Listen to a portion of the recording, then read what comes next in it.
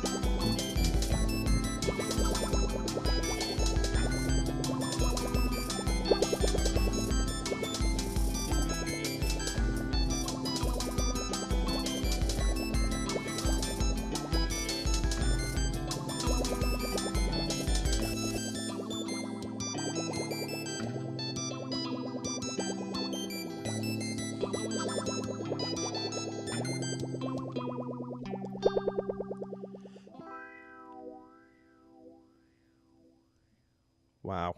You're listening to Electrosteam radio show at Maker Park Radio. My name is Ed K. I am with my guest in the studio. His name is Stas Tarashansky, or known as Batiskaf. That's his stage name.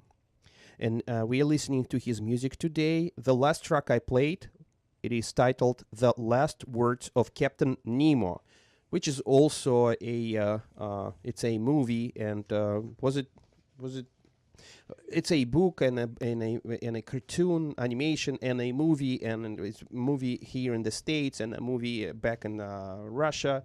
So is it has to do does it have to do anything?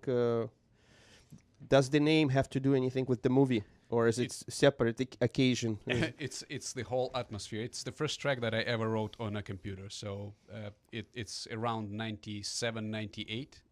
So right there, the whole notion of Batiskaf came to life. So I was into this underwater Theme. something, right? Yeah. So and that just came as I said, I have this image in my head, and then I start to work from it when I'm making music. So I have this image of the Captain Nemo last words that he would speak. So there is a lighter in there, so he lights up his cigarette, says something, and that's it.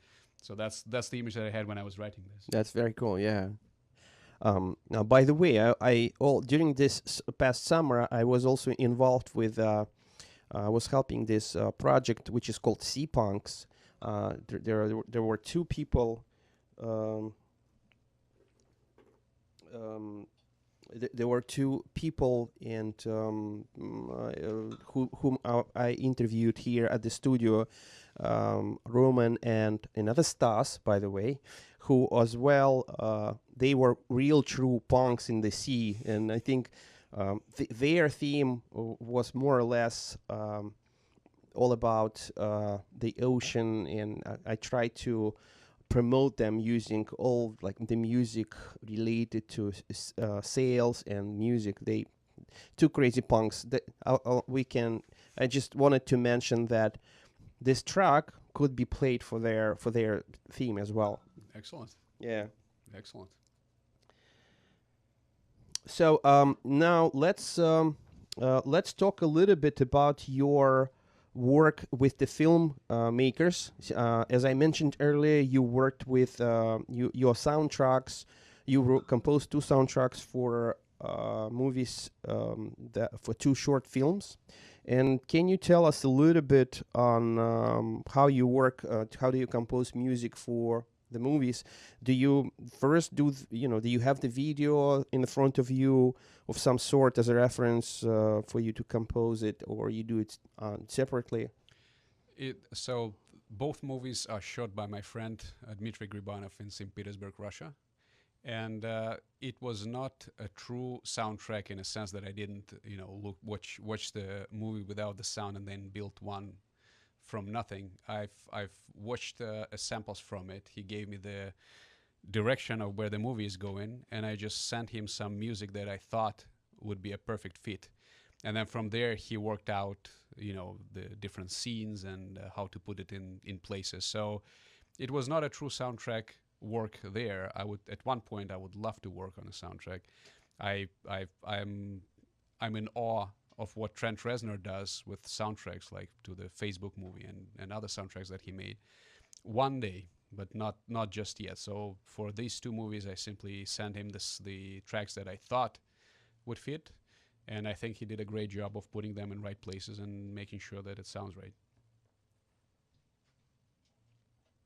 Got you.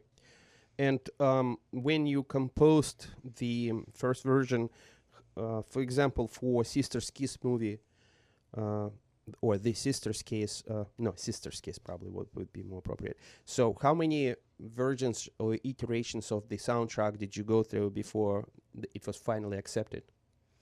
It was all the director doing all the work. So I once I've sent the music to him, it was all in his realm. So I didn't have any control over it.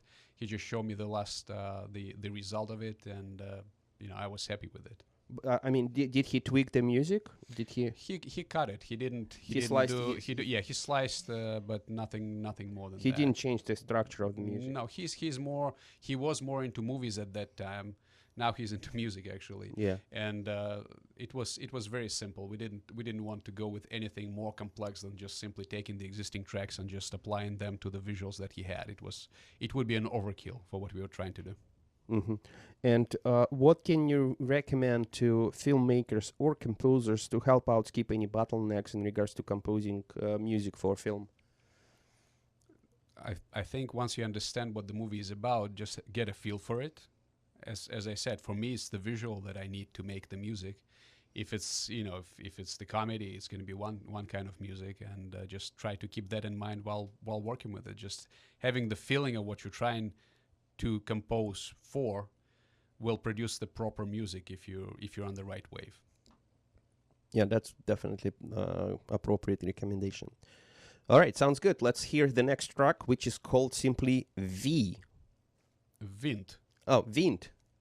Oh, in my reference, it doesn't matter. So Wind, which is is it a Russian abbreviation?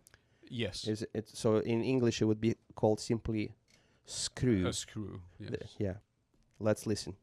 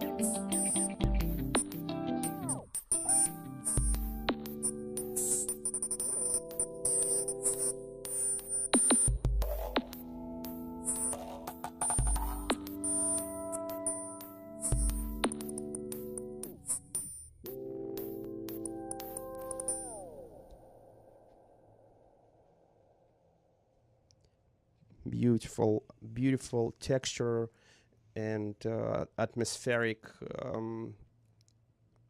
fulfilling of the sound. Yeah, it's not. It's it's not the sound. What I like about your production, it's very light. It's not overfilled. It's not overly produced. You keep to bare minimal all the sounds. It's like pretty much at bare bones. It is most of the sounds, most of the percussion sounds on this was me recording stuff that I was dropping on the floor in my garage, Oh, really? That's how you did it? like That's cool. pieces of wood and balls of sorts and everything. So most of this sounds that you hear as drums are those. That's very cool. Yeah. This is what a real producer does. Records his own sounds. That's Yes. cool. Yeah, that's cool. And what? Why and when did you compose this track? So there was a compilation coming up on Cheburek Records in St. Petersburg, and one of the guys contacted me and said, why don't you record a track for it? I said yes, and this was probably the track that took me the most to write. I think it took me a month, Really? maybe more, because it consists of many pieces, nuances, and accidents. The sound at the very beginning is the accident. Somebody turned on some electric appliance at home, and I was recording something and I got this noise, so that's where the sound at the very beginning is from. Then I started recording all this percussive sounds of me dropping things, that what the all the percussions are. And there is also the acoustic guitar, no, not the acoustic, the electric guitar that I recorded, and all sorts of samples. And this was the track where I was bending the sound more than on any other track. I kind of went full forth with it. That's why it kind of took so long. But no, I was happy with the result, and I think this is one of the most complicated tracks that I've done. And it's done very well. Thank you. I'm glad you recorded this. Thank you. Yeah. Let's move on. Actually, somewhere between the lines, I was thinking, I don't think I've seen you ever being a part of the band. Like being, like sometimes with other musicians. Is that you want to tell us why? I'm a dictator when it comes to music. I don't think anybody would want to work with me, but I'm actually at one point of time I was thinking about creating a producer duo, so making just straightforward pop music. I'm a big fan of modern producers like Dr. Luke and Benny Blanco that produce music for these big pop stars these days, like Halsey and Katy Perry and all these big names. I love what they do. I know their background, and I'm fascinated what they do. I've been fascinated by Quincy Jones when he was doing his stuff. Now this new generation of young producers who know what they do, who know what people want. I would love to find somebody who would be interested in collaborating on those. So if anybody's listening, please give me a call. I'm looking for you. Let's make some pop music. And that is the outcome of our show today. Here we go. You got it. Okay, so I've got no further comments. Let's listen to the next track.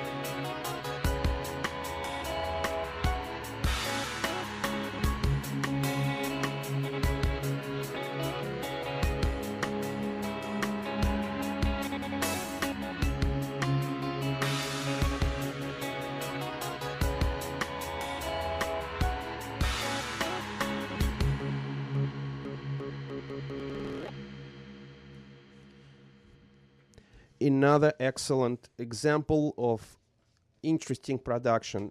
In this track, since I've listened to this all this music many times, in this particular track, what I like that you sort of like muting the sound. It goes on and it mutes. I know it's a lot of work. I know it's not really something you can do really fast. It's not the mixer. I think No, it's not. It's a hand so by yeah, hand. it's you've done probably editing on the computer to mute each single little piece to make it sound like this. You can spend a few days just muting those parts until it's absolutely precise and perfect. Right. And God forbid you need to move the whole sound a little bit to forward or backward. It's like Exactly. yeah, you have to like. You have to put effort into making sure that all these little elements they stick together. So you need to use grouping, or you need to like join all of them to create new audio file with silence in there in between. I know it's not Something like that. Yes. yeah, it's not quick. It's not like an easy job. So wow, it's already 3:28 p.m. We're moving really fast. Did you want to add something to this? Go ahead. No, that's about it. It was a quick track. I hear you when you say about cutting and muting and everything. Once you get used to it, you can cut pretty fast. It's like cutting words out of the Word document. Sure, yeah. You start cutting, pasting things, and you can get very fast with it. And the beauty about all of this stuff, it's all random. I mean, I didn't plan it to sound this way. I just cut and pasted, and whatever came out came out. Yeah. Absolutely. Let's move on. The next track that I was about to play is a remix for an amazing Russian band called Tequila Jazz, who are also mutual friends for you and for me. They are celebrating their 25th anniversary this year, since the band was founded. They have announced this contest for the best remake or remix on any of their songs. And as far as I know, they didn't provide any stamps, so you had to rewrite the music on your own. Right. And you picked a song called "Washed by Rains," or in Russian, "Смыты дождями." That's the name of that song. This song was first released on the album "Above the Fall," or in Russian, "Выше осени," back in 2002. And let's play that song. Let's play the remix, not the song, the remix, and come back to our discussion here.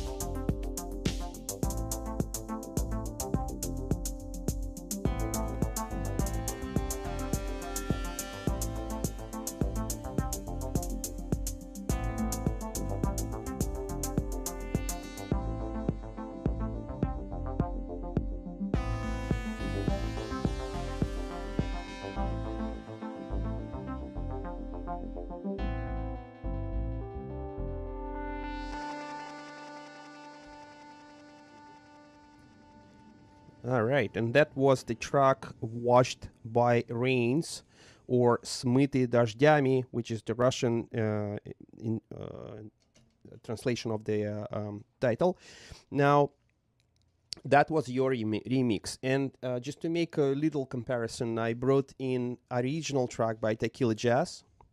Let's hear the original track as well, so we can get a full picture of what they had and what you made.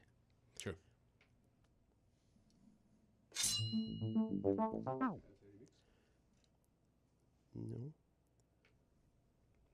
Mm.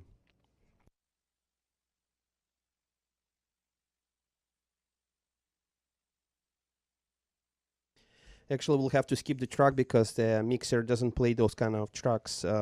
It's not MP3; it's a different format. Unfortunate. So we'll have to skip it. Let's continue with the remix. How much time did you spend on it? Again, I was mingling with Ableton Live at that time, and I wasn't planning on making a remix. I was mingling with it, and all of a sudden I said, you know, well, while I'm doing it, why don't I create a track?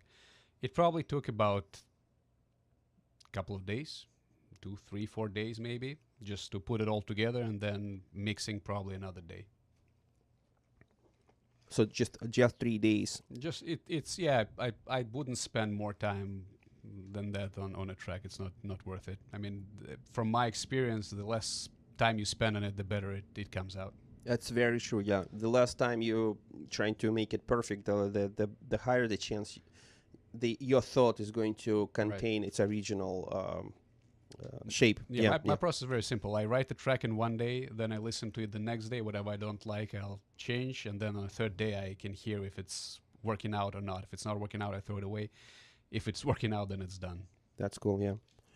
All right. Since we can't play that track, let's move on to your other stage name. We covered pretty much all that I wanted to ask you about your Batiskaf project. Now, sometimes, I guess in the mid 2010 or something, you came up with a new name, which is called The Chot.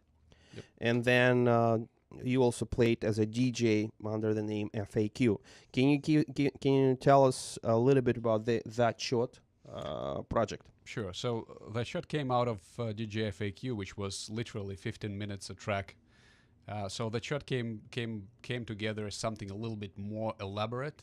I was mingling with Ableton Live at that time, and as I tried it several times in the past. It didn't work out. I couldn't understand the concept of it. So that time I said, you know what, I'll figure it out. I read the manual. I watched a couple of YouTube videos, which was not that many at that time.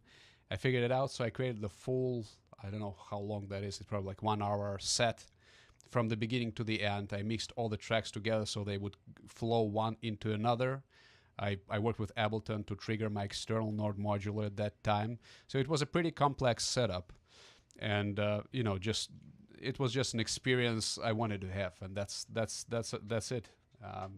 Since it was not falling under Batiskaf or a DJ FAQ, I said, let's come up with a different name, record an album. I didn't plan on doing anything else with this project. The album is called Light Plastic.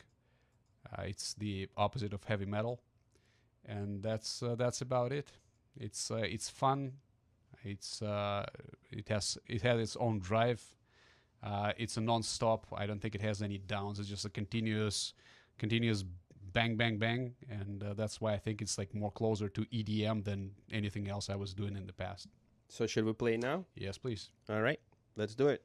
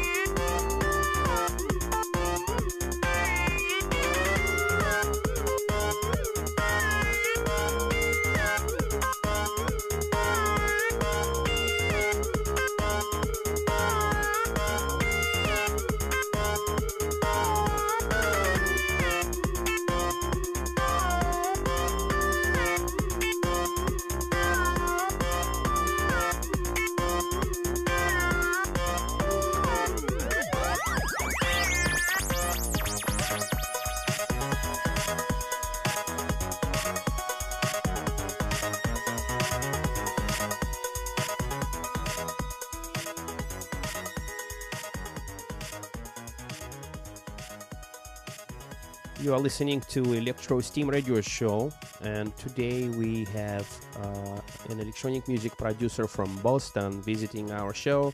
His name is Stas Tarashansky, or as you can call him by his stage name, Batiskaf.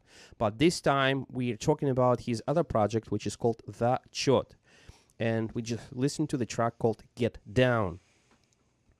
And you won't make any comments about the track, any particular production technique? Well, it's up to you. It's really just a combination of the future, which is Ableton Live, with the past, which is not modular synth. Yep. It's just combining those two, making sure that they coherent with each other, because they have to go out into the MIDI world to talk to non-modular, then come back into the software world. So it's like a combination of two. I didn't use any live instruments on it. I didn't use any guitar and any electroacoustic, so I went completely out of that realm and just concentrated on figuring out Ableton Live. I figured it out and put it to bed, and I forgot about Ableton Live for many years afterwards. Yeah. And now I just revived it recently. Yeah, so you're software dude, full scale almost. I am. Almost nothing left of you. I am. All right, we have probably not too many. In about 10 minutes, another DJ is going to walk in. So let's listen to the next track, and have a couple of questions for closing for this for this show. Perfect. So the next track is going to called Dunker. It's called Dunker. Let's listen.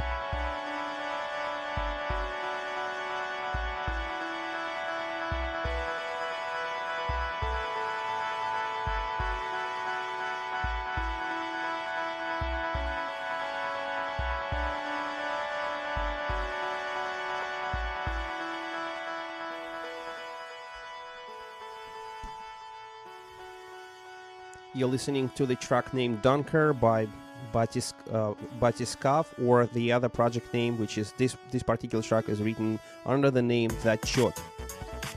And I want to just fade out on this track and play one more track, which is composed by same entity, actually by the same person, but different entity name. This time it is DJ FAQ, and the name of the track is Trialton.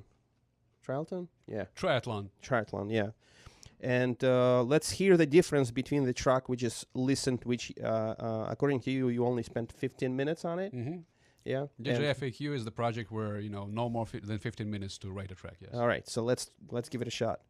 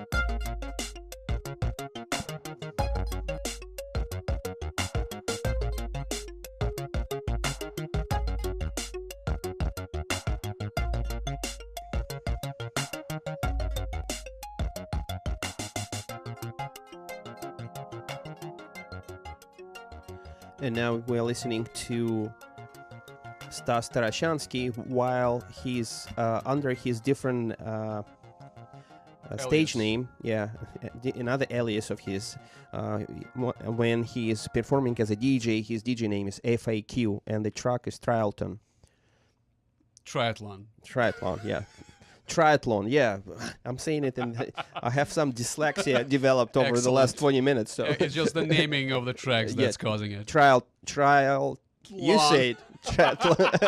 It doesn't matter. It does at this point. So late in the show, it really doesn't matter. So, just before we will do the final goodbye for the year, we have a surprised visitor. His name is Mike. Hello. Hello, Mike. And Mike is a radio host to another show, and the name of the show is Industrial Island. Mike, just a couple of words on your show. Thanks a lot for having me. Appreciate it. If you guys want to listen, you can listen to Industrial Island at industrialisland.nyc. I'm doing my best of 2018. It'll be released on, I believe, Saturday, so you can listen to some of the great stuff that's coming out in the industrial music scene, and a lot of the stuff marries very well with this show. So thanks for having me on. Awesome. And where they can find you? They can find me at industrialisland.nyc is the easiest place, and then from there it just goes to Mixcloud, which is where you can listen to the show. Awesome. Thank you, Mike. Thank you. And my last announcement for this year. Our show is coming to an end. The next host is already here. Jay Gray is already here. So we have to move on really fast. I would like to thank all of our listeners who joined us on this program. And I wish everybody a happy new year, a wonderful, awesome celebration to you all. My next show will be next year on January 11th at 2 p.m. as usual. Please come by and join me on the next show. But I'd like to thank Stas for coming here all the way from the city. I know you're supposed to go back to Boston, and it's a detour. So just thank you so much, and to all for sticking with me till the last beat. Ed, I wanted to thank you for having me here. It's a true pleasure. I appreciate what you do. I appreciate your program. I appreciate you inviting me here. I think you're doing a great thing. And thank you and Happy New Year. Thank you very much. This was Edka and Batiskaf on Electrosteam. Thank you.